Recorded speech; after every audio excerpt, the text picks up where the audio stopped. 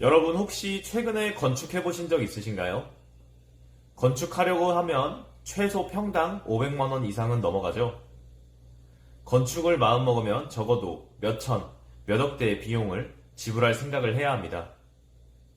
그런데 이 몇 천, 몇 억대의 비용을 사기당하면 어떨까요? 뉴스나 유튜브 영상에서도 종종 나오지만 주변 사람, 주변 업자들과 이야기하다 보면 건축 사기에 시달린 사람들이 많다는 사실에 굉장히 놀라게 될 겁니다. 보통 건축을 하게 되는 경우는 전원 생활을 꿈꾸며 전원주택을 짓거나 사업을 확장하기 위해 상가, 사무실, 공장 등을 짓기 위해서죠. 이렇게 우리가 건축하는 것뿐만 아니라 거주 및 새로운 사업을 시작하면서 희망찬 미래를 그려나갈 때죠. 그런데 그 순간 건축 사기에 휘말리면 정말 극단적인 생각까지도 하게 되더라고요. 제가 직접 겪진 않았지만 현장에서 일하면서 건축주분들과 주변 지인분들에게 얘기를 들어보며 사기를 겪는 모습을 보니 이게 정말 사람이 사람에게 할 짓이 맞는 건가 싶어요. 그래서 오늘은 건축 사기 업체들이 어떤 식으로 사기를 치는지, 어떻게 하면 사기 피해를 피할 수 있는지 알려드립니다. 건축업자들이 사기를 어떻게 치냐? 일단 어떻게 치는지 이해하면 예방할 수 있습니다. 보통 건축 순서는 설계사무소에 견적을 받고 원하는 도면의 설계가 나오면 여기저기 견적을 받습니다. 그 뒤 최종적으로 괜찮아 보이는 업체를 골라 비교 후에 계약을 하고 계약금을 준 후에 공사 순서에 따라 중도금을 내고 마무리가 된 뒤에 준공하고 잔금을 주면서 끝나죠. 근데 건축 사기 업체는 일단 계약서부터 좀 수상합니다. 이런 항목, 저런 항목은 비어있고 이 정도 가격이면 다 할 수 있다 등 원하는 자재, 마감재 다 맞춰줄 수 있다고 말을 합니다. 그렇게 건축주분들이 쫌생이 같은 느낌이 나도록 이상한 사람을 취급을 하고 우리가 사실 건축 경험이 없어서 해봐야 한두 번인데 괜히 이런 이야기를 듣고 주눅을 들게 한 다음 이렇게 하면 당연한 거구나 하면서 그냥 휩쓸리게 될 수도 있습니다. 근데 거기서부터 시작입니다. 그리고 계약금, 자재비 등이 입금되면 바로 토목공사를 시작을 해요. 그럼 고객 입장에서는 계약금, 자재비 입금이 다 됐는데 공사를 바로 시작해주네. 하지만 그 다음은 없습니다. 일단 시작해놓고 그 다음부터 장비가 안 들어와요. 그 다음은 인건비, 장비비, 자재가 부족하다 이런 얘기를 하면서 공사 진행을 하려면 돈이 더 필요하다면서 중도금을 계속 요구합니다. 그렇다고 돈을 입금하면 또 작업을 또 해요. 땅다짐하고 기초작업하고 바닥기초하고 그리고 또 거기서 끝이죠. 그럼 왜 공사가 진행이 더 안 되는지 전화를 물어보려고 하면 그때부터 정말 전화가 안 될 겁니다. 왜냐면 이미 중도금은 어느 정도 넘어갔고 그러다가 전화가 한번 연결이 되면 자재비가 올랐다. 그래서 지금 철근이 구입이 안 된다. 업자들이 지금 다른 곳부터 먼저 하고 있다. 금방 끝내서 갈 거다 등 또 말도 안 되는 변명을 하면서 또 중도금을 계속 요구를 합니다. 여기서 또 입금을 시작하면 또 1층 하고 또 2층 하고 또 이러면서 현장을 시작을 합니다. 하지만 잔금을 안 주면 그대로 공사가 계속 중단이 되고요. 건축 사기꾼들이 법의 허점을 노린 거예요. 계약서 상에 골조공사, 토목공사 여러 세부 사항을 기재를 안 했으니 작업량을 끝내야 하는 기준이 없다는 겁니다. 그래서 돈을 받고 작업을 했음에도 아무 효과가 없다는 거죠. 그렇다고 자재도 사서 현장에 이미 다 비치했고 그렇기 때문에 공사를 시작을 안 하지도 않은 겁니다. 이때부터 건축주 입장에서는 미쳐버립니다. 들어가야 할 집, 사무실, 여러 건물이 없다고 한번 생각을 해보세요. 심지어 건축을 하려고 대출을 받았고 대출 이자는 계속 나가지.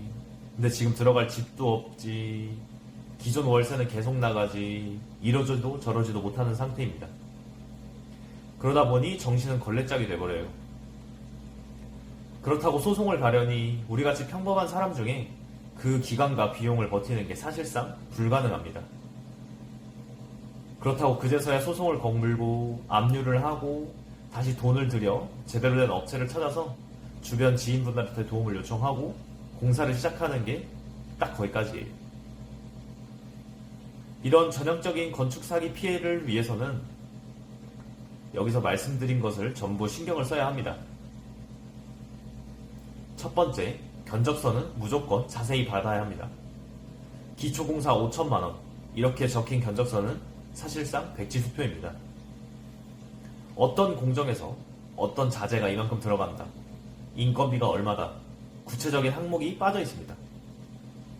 이렇게 되면 공사 도중에 어느 부분에서 자재가 얼마나 들어가고 인건비가 얼마나 들어가는지도 아무것도 모릅니다. 그렇게 되면 갑자기 추가 요금을 요구를 해도 어쩔 수 없이 줘야 되는 상황이 생깁니다. 그렇기 때문에 꼭 자세한 세부 견적서를 받고 별도 파일을 받아 저장을 꼭 해주세요. 두 번째, 계약금, 중도금, 기성금 등 너무 많은 돈을 건축회사에 주면 안 됩니다. 초반에 계약금을 30%, 중간에 또 30% 이렇게 먼저 줘버리면 공사가 끝나기도 전에 이미 돈은 다 나간 상태입니다. 그 이후에 문제가 되면 협상도 할 수 없고 아무것도 할 수가 없습니다. 안전한 기성금 직업을 예로 들면 계약금 10%, 기초 공사 후 20%, 각 층별 공사 후 10%, 20% 이렇게 나누고 마지막에 준공 후에 10% 이렇게 실제 공정률에 맞춰서 나눠서 지급을 해야 합니다. 세 번째는 구두 약속은 아무 의미가 없습니다. 현장에서 이건 다 해줄게요, 저건 해줄게요 그렇게 얘기를 했지만 나중엔 그런 말 한 적 없습니다. 나는 모릅니다. 이렇게로 다 바뀌어버립니다. 실제 피해자 중에서는 계약서에 명시가 안 돼 있고 내용을 형식적으로 구두를 말해놓고 계약서 안에 다 있다고 거짓말을 치고 나중에 추가 요금을 요구하는 등 악질 사례가 굉장히 많습니다. 그래서 계약서에는 반드시 다음 항목이 들어가 있어야 됩니다. 공사 범위, 그리고 자재, 그리고 간단한 시작일과 완료일, 그리고 총 공사비와 지급 일정, 하자 보수 조건, 공사 지연 지체 보상금, 계약 해지 시 손해보상 등 이런 건 인터넷에 간단하게 나와 있으니 샘플이라도 받아서 꼼꼼하게 작성할 수 있게 해주세요. 네 번째, 공사 중에 간단한 변경사항은 무조건 문서로 남겨야 합니다. 공사 도중에 마음이 바뀔 수 있습니다. 색깔을 바꾼다든지, 간단한 자재를 바꾼다든지, 문 손잡이를 바꾼다든지, 타일 모양을 바꾼다든지 이런 건 흔한 일입니다. 하지만 이런 변경을 두고 구두로만 넘어가면 나중에 몇백만원, 몇천만원이 추가되어 있을 때 아무런 증거가 없습니다. 이런 여러가지 작은 변화도 서면 변경을 해서 꼭 견적서에 남겨놔야 합니다. 다섯 번째는 현장에서는 건축회사 사장보다 현장 책임자, 즉 소장님의 성명과 연락처를 꼭 계약서에 작성을 해줘야 합니다. 문제가 생겼을 때 바로 책임자에게 연락할 수 있어야 대응이 빠르고요. 마지막으로 다시 한번 정리해드리겠습니다. 공사 범위 및 사용 자재, 시작일과 완료일, 총 공사비와 지급 일정, 하자보수 조건, 공사 지연 시 지체 상금, 계약 해지 및 손해배상 조건. 다른 것도 다 좋지만 꼼꼼한 검토가 가장 중요합니다. 몇 천, 몇 억짜리 공사에서 내가 알지도 못하는 사항이 있는 건 정말 위험해요. 우리는 고객입니다. 당당하게 요구하고 꼼꼼하게 확인할 권리가 있습니다. 이번 영상이 여러분의 소중한 건축물을 지키는데 작은 방패가 되었기를 바랍니다. 그리고 사기 업체를 피해갔으면 좋겠습니다. 다음에는 더 좋은 건축 꿀팁을 가지고 찾아올게요. 감사합니다.